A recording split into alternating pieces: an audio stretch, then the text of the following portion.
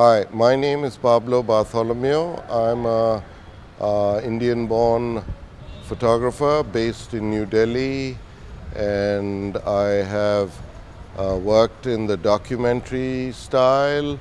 I've worked in reportage, news, photojournalism as a magazine photographer, and now I'm back to totally freelancing and doing exhibitions and also being part of photo festivals like this one.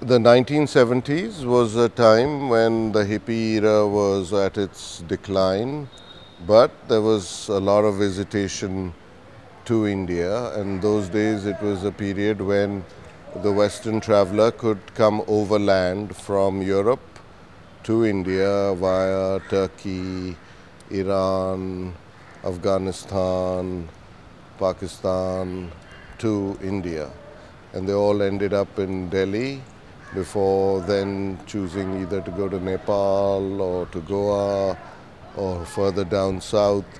So my school was very well located in the downtown area between the Nepal embassy on one side and Connaught Place on the other. So you always had this travelers back and forth. And in the evenings they used to hang out, listen to music, play the guitar. So, you know, it was an interesting time, and we were young and we were curious, and that's how I befriended them or they befriended me, things like that. I don't know about the weirdo end of it, but what I did when I left school early, I didn't finish school, is I looked at the marginal world around me, which is the world of the eunuchs, prostitutes, drug addicts, because these were the people that were shunned by normal society. And for me, they were the more interesting people than the sort of boring middle class background that I came from. I mean, my background in one sense is not boring because both my parents were artistic and they had their worlds which were filled with interesting people, painters, writers, actors, musicians, script writers, poets. So it wasn't boring in that way, but generally the middle class is a colorless strata of society because they end up conforming too much. So for me, these people were more interesting. And then in a few years, I went off and left Delhi because Delhi itself in the 70s was quite boring because it was a bureaucratic town, sleepy, not much happened, and I couldn't really make a living as a photographer in that space. So for me, Bombay was more exciting. There was much more work, whether in the film industry, in the advertising industry. It was a place where a young person could find their way and make a living.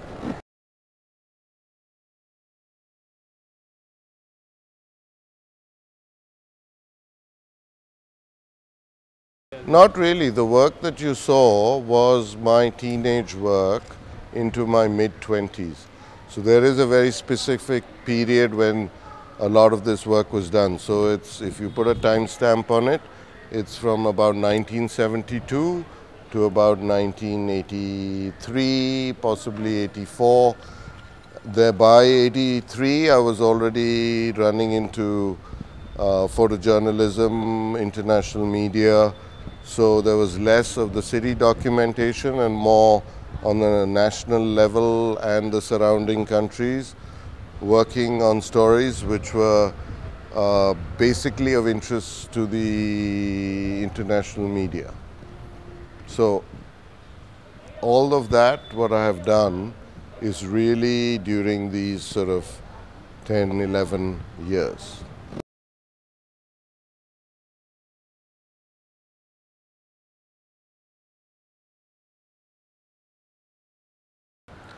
Well, anything that's done many times becomes a cliche. So when young people photograph, let's say, eunuchs or prostitutes, it's been done so many times that it becomes a cliche. And then people seem to repeat images because they see somebody's work and they try and do the same. Then it's it just gets stereotyped. So that's what cliches are.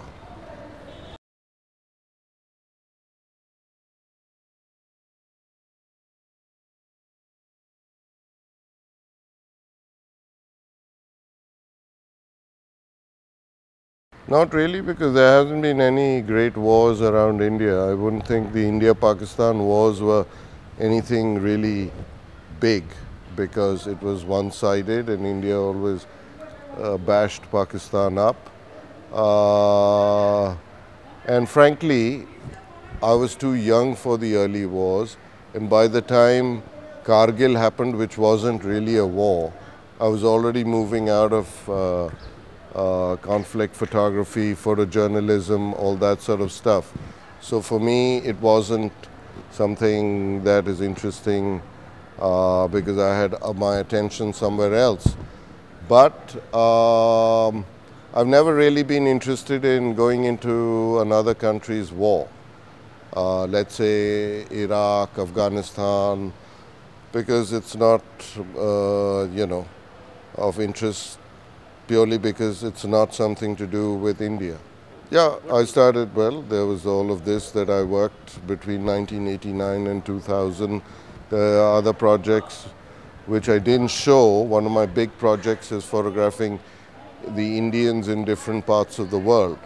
Yeah, that's photographing the Indians in different parts of the world. So from 1987, I've been photographing them in America, then in France, England, Mauritius.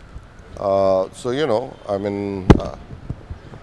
me, there are other things that are more interesting than war. War is just one manifestation of a kind of change or social conflict or political conflict, but there are many other things in the world to do. There are great war photographers, and I think those are the guys or women that can deal with that. I may not be a great war photographer since I've never proven myself in that field.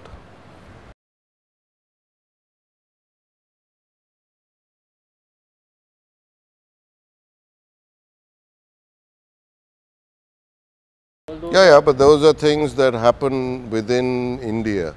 They also happen within Delhi. And for a large part of my media life, I relocated myself back to Delhi because that's the national capital. It also is my hometown, and it was easier just to work from there. It was also the hub for the international media stationed for South Asian region.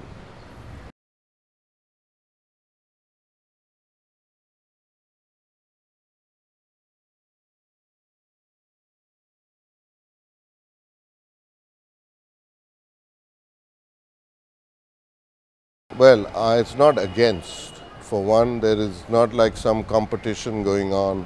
There's not a jugalbandi even in music where two musicians are trying to outdo each other. In here, it is looking at various aspects, whether it's the visual aspect, whether it's an aspect of subject matter, or it can just be mood and feeling. And through mood and feeling also, there can be similarities of thought processes. It's not comparative in that way. It's to show similar thoughts maybe 20 years apart, two people who are father and son may not be aware, I may not have been aware of my father's work because I only brought it out, started to look at it in 2005. But once I started to look at it, I started to see threads which were similar. So it has to do with similarities, and that body of work is called affinities.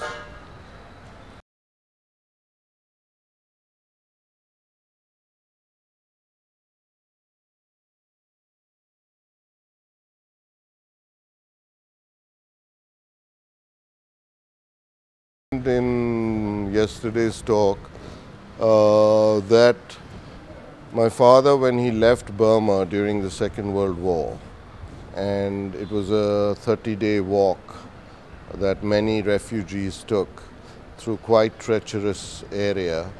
From a point in Burma, you come out in Assam and you pass through Naga area. Stories of their hospitality and kindness.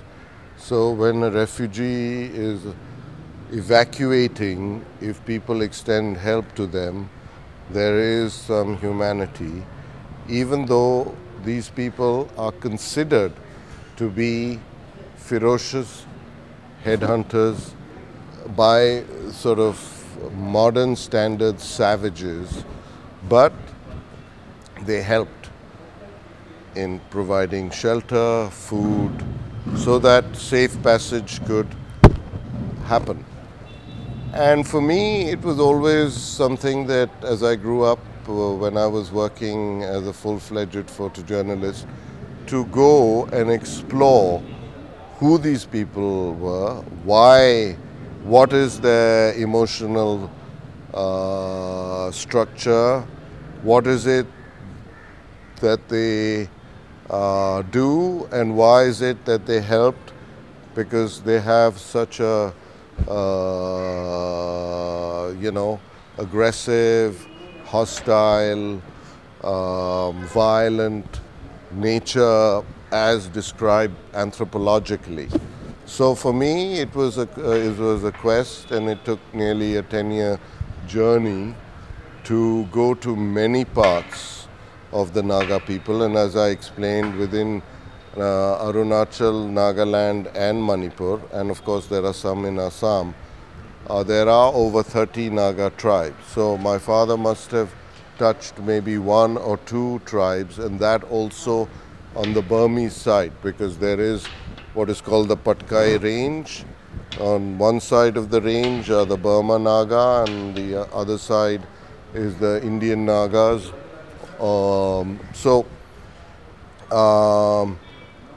It was a process of understanding, learning and discovering, and I think through that I came to some realizations which I spoke about, that how their base of their culture rests on the environment, how they work with the environment, live with the environment,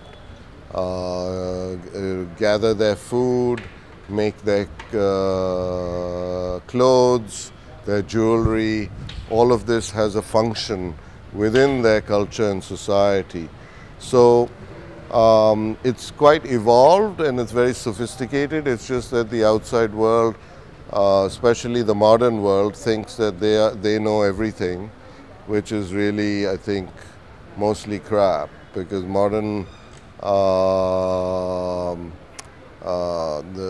the modern world doesn't know very much. It's still trying to discover. Yes, they may have discovered how to make a wheel, they may have discovered how to vaporize liquids, but they still don't understand the body, and many things that they try and do in modern medicine, for example, don't work. I mean, they say they do, but the amount of people that die in hospitals is enormous. So I think the lesson really here is that there is deeper knowledge that people had, because they knew how to work with nature, with plants, and be able to cure and heal themselves. That's one part of. The other is how to live with nature and keep it regenerating. And the fact that these are cultures and traditions that have lived, centuries and centuries ago.